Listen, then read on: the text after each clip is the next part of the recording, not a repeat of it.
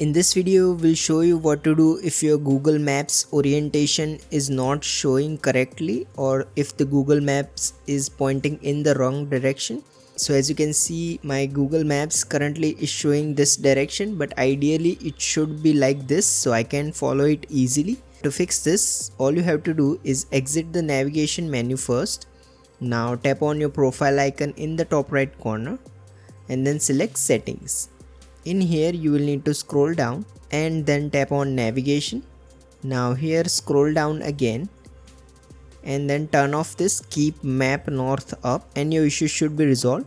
However, if you still experience problems, long press on the Google Maps icon, tap the info icon and then select force stop, then tap on OK. Now scroll down, tap on storage, tap on clear cache and then hit clear data. Now select delete to confirm and your issue should be resolved. If you find this video useful, please don't forget to like and subscribe to Glitch Guru.